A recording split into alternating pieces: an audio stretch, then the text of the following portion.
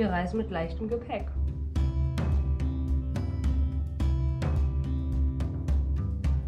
Guten Morgen zum 4. Tag vom Alpe Adria Radweg. Hallo, guten Morgen.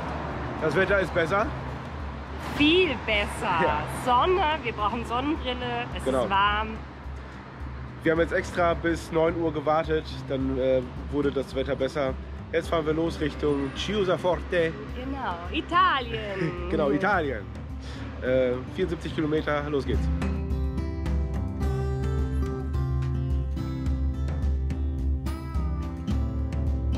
Und jetzt sattelt Mario auf. Sehr schön. Und wir starten in diesen Tag. Wir setzen jetzt vom Hotel über auf den Alpe Adria Radweg. Gefrühstückt haben wir heute natürlich auch.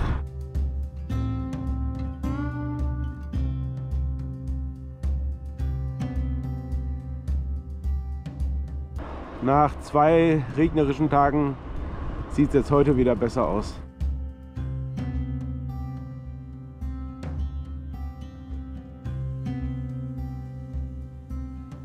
Wir haben heute den 3. Grenzübergang während der Tour. Ja, stimmt, Italien. Ja, Mal gespannt. ja, das wird bestimmt Gänsehaut-Feeling pur. Also auf dem Alpe Adria Radweg begibt man sich häufiger mal in Lebensgefahr. Wir umfahren diese Gefahr jetzt mal.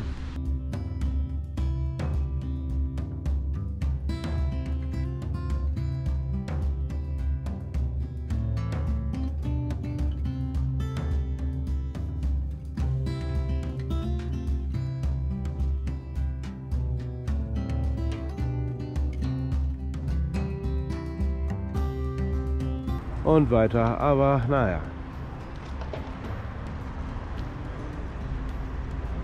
Ja, da geht's auch halt auch nicht her. Ja, komm, dann begeben wir uns mal in die Lebensgefahr, ne? Auf die große Straße will ich jetzt auch nicht.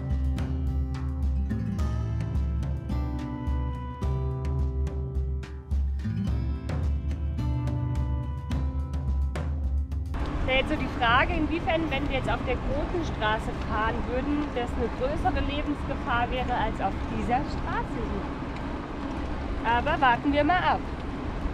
Ich sehe uns schon im Schlamm.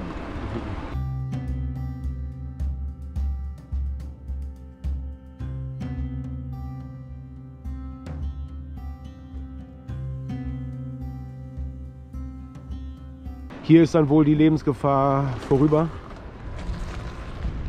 Ja, also ich habe da jetzt nichts erkannt. Und es ist fast blauer Himmel. Der wird noch besser.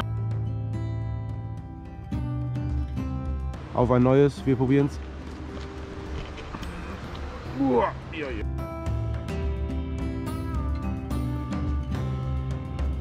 Wir vermuten mal, dass diese Schilder deswegen aufgestellt wurden, weil es die letzten Tage diese Unwetter gab.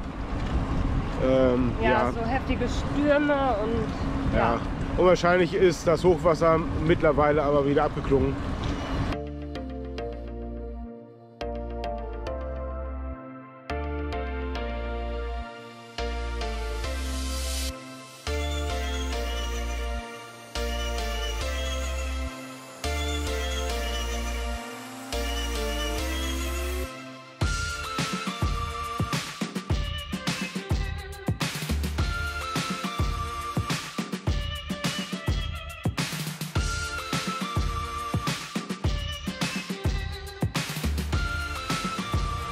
Hier geht es wirklich nicht her. Also irgendwo da weiter und dann später rüber. Ja, ein bisschen blöd jetzt, ne? Weil ist kein Hochwasser mehr. Ja, also diese gelbe Brücke ist eine Autobahn. Das können wir vergessen.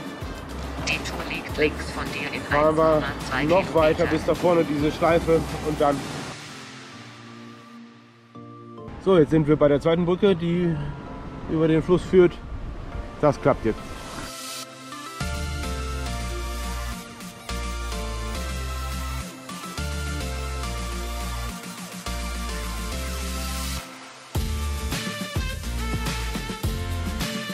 Wie geht's dir, Mario? Sehr gut. Muy bien. Nee, auf Italienisch. Das müssen wir, glaube ich, noch ein bisschen üben. Ja. Aber wir haben noch ein bisschen Zeit und wir fahren. Also wir fahren ja aktuell irgendwie, glaube ich, noch nicht ganz richtig, aber auf alle Fälle da hinten scheint die Sonne. Wir sind wieder zurück auf dem Alpe Adria. Bei Kilometer 15 haben wir den Radweg verlassen und jetzt bei Kilometer 20 sind wir wieder drauf gekommen. Das war okay und schön war es auch.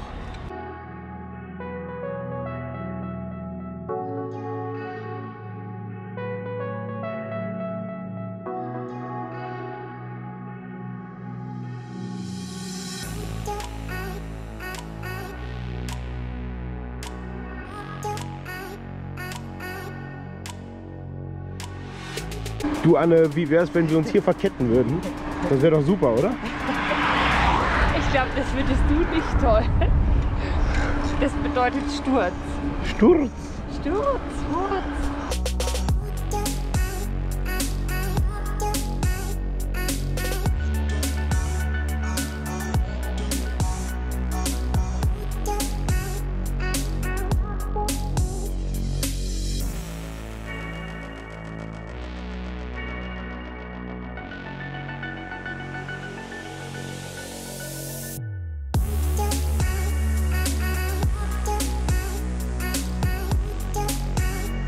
Staatsgrenze A zu I.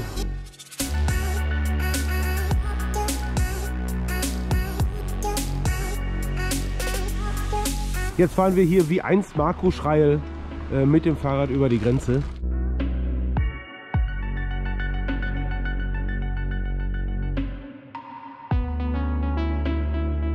Ja gut, ich glaube, es hat niemand gesagt, dass Grenzübergänge schön sind, ne?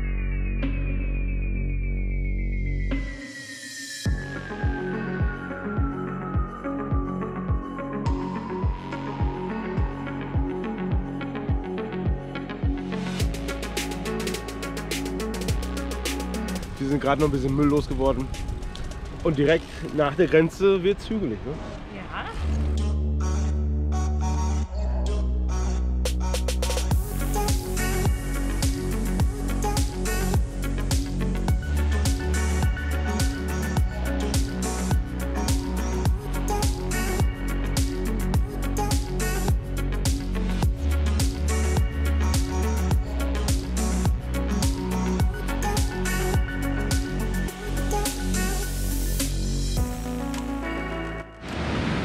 Okay.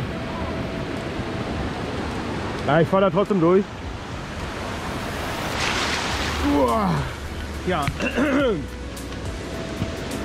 Okay, also das war jetzt nass.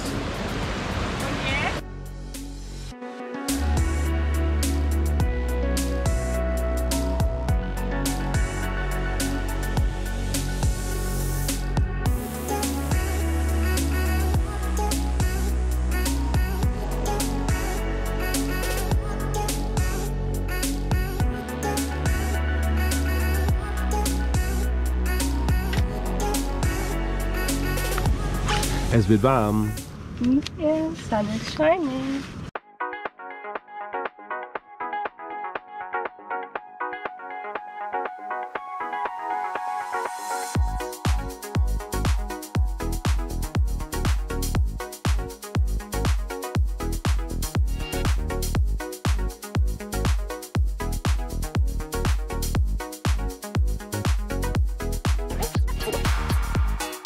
Ich glaube, wir befinden uns jetzt schon auf der alten Bahntrasse.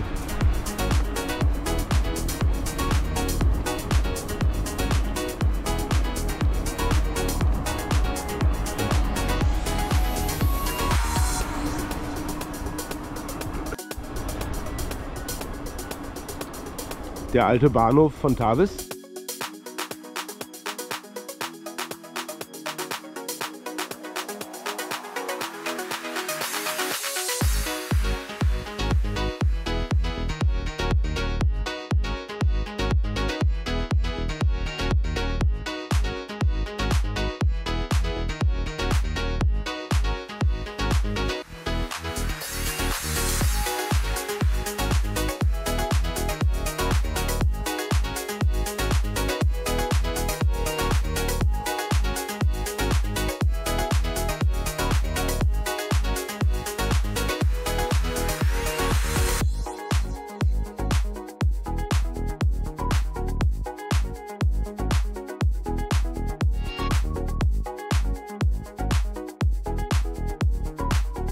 Da wird wintertags Ski gefahren.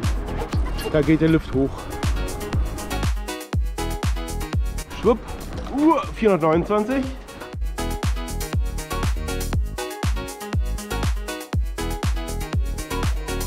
Auf der anderen Seite stand nichts. Naja, er will wohl richtig gezählt haben.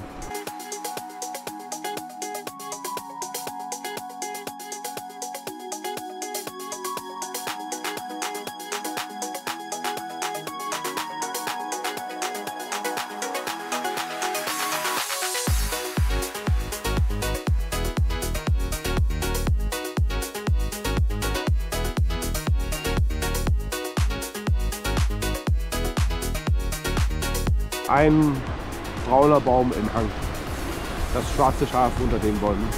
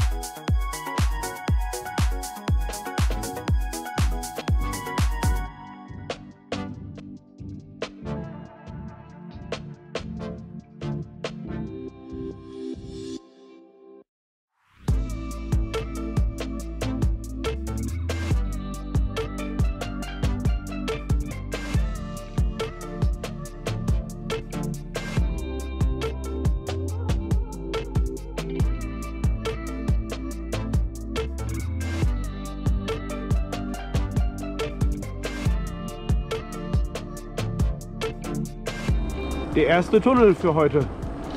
Ich glaube, es gibt jetzt noch mehrere davon. Oh, scheiße, schon der nächste, aber da sieht man wenigstens das Ende. Scheiße, schon der nächste. Anne kriegt nicht hin, während der Fahrt die Brille auszuziehen. Deswegen ist ein Tunnel gerade Ich nehme das S-Wort zurück. das Schlimmste, was uns passieren kann. Oh, Naja, also ich bin der Meinung, wenn etwas scheiße ist, dann darf man auch sagen, dass es scheiße ist. Ach, was ist.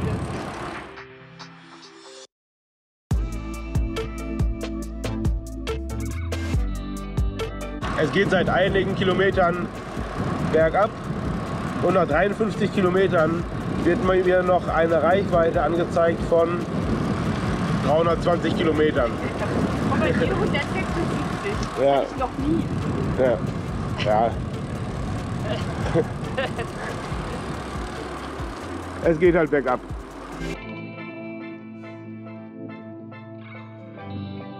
Vor uns haben wir eine größere Reisegruppe, alle mit dem gleichen Leibchen und ich glaube auch die gleichen Räder. Die Rückleuchten sehen alle identisch aus.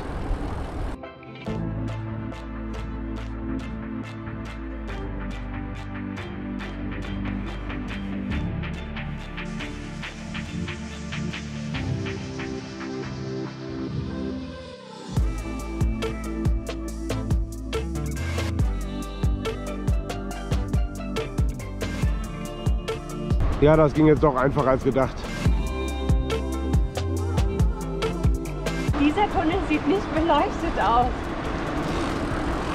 Ich mache jetzt mal so. Ja, hey, du bist ja, mein Gott, Aber du bist auch mit allen Wassers, oder? ich sehe Aber da sieht man auch durch. das Ende vom Tunnel schon wieder. Das geht.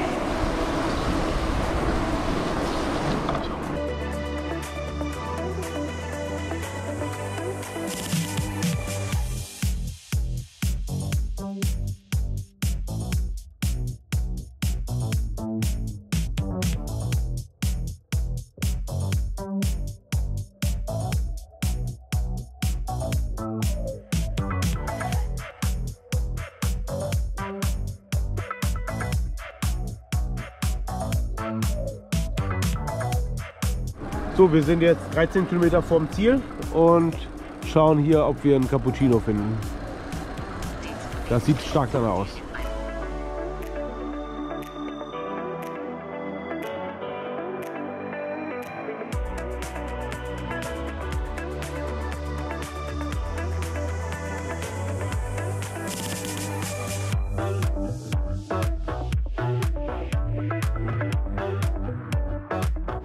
Das sieht doch gut aus. Da halten wir jetzt mal an. Ja, Dieser Kreuzung leicht links auf. hier gibt es ein paar Radler.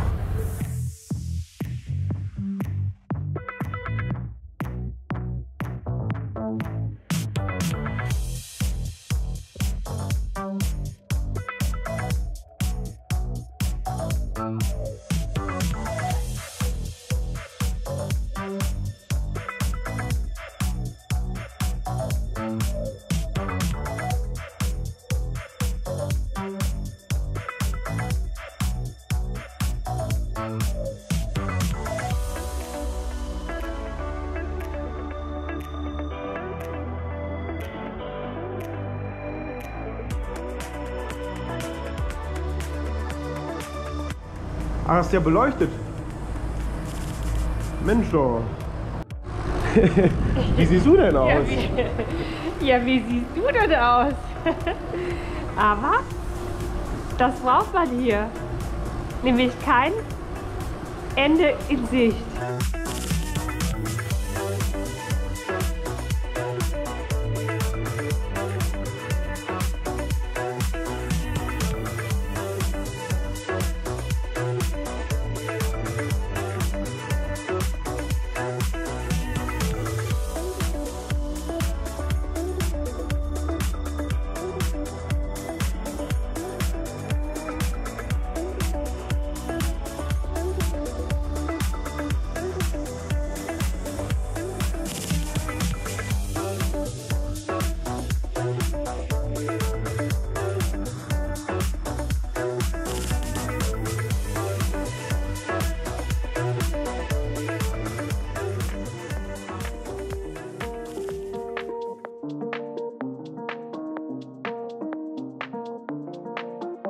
Also in den Tunneln ist es oft sehr kalt.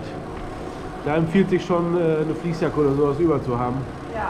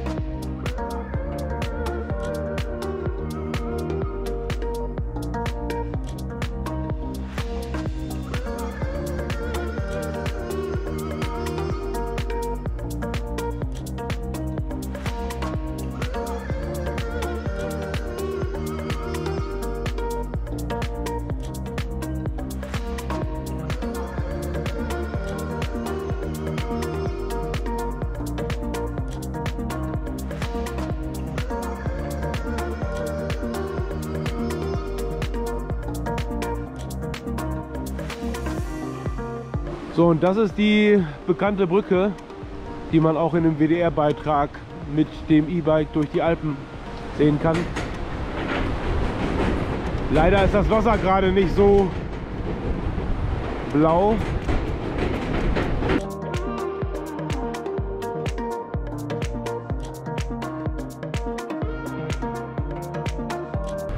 Wir sind am Ziel, Chiusa Forte. Da vorne sehen wir jetzt den ehemaligen Bahnhof.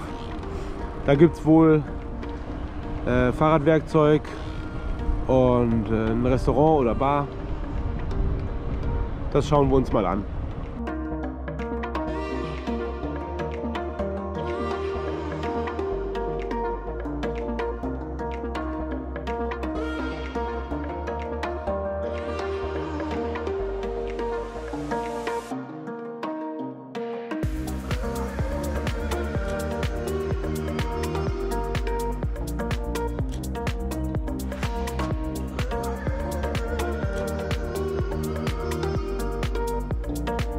Parmigiano. Mal sehen, ob das Parmigiano, Parmigiano.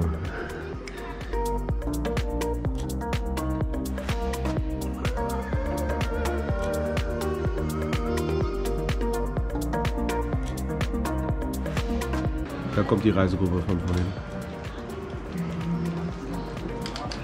Da vorne gibt es sogar Fahrradwerkzeug und der Mann ist, glaube ich, auch Fahrradmechaniker hier. Der hilft denen beim Plattengrall. Kurz nach dem Einkehr-Highlight kommt Al Cerbiato ausgeschildert. Da haben wir uns ein Doppelzimmer gebucht, schon vor einiger Zeit, und mussten jetzt noch mal 3 Tage vorher bestätigen. 50 Meter, ja, da geht es wohl nicht runter, hoffe ich. Da vorne, ja. So, eins der beiden Häuser da vorne ist es, links. Genau, hier das erste. Ja, das sieht doch ganz okay aus.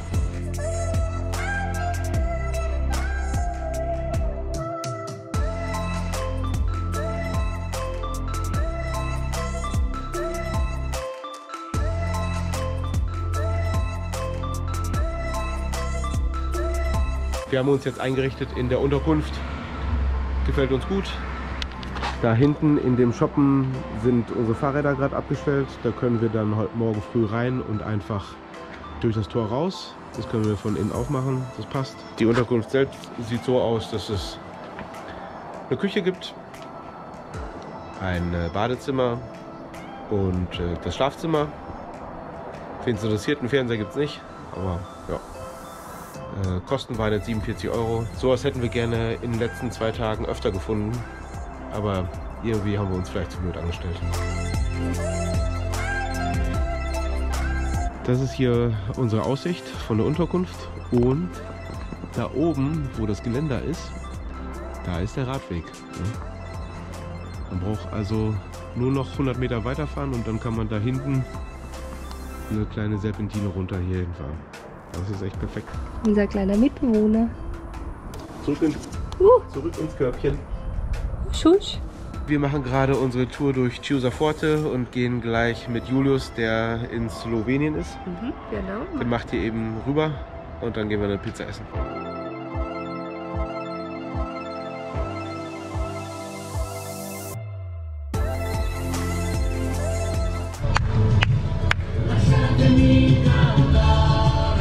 Alles klar.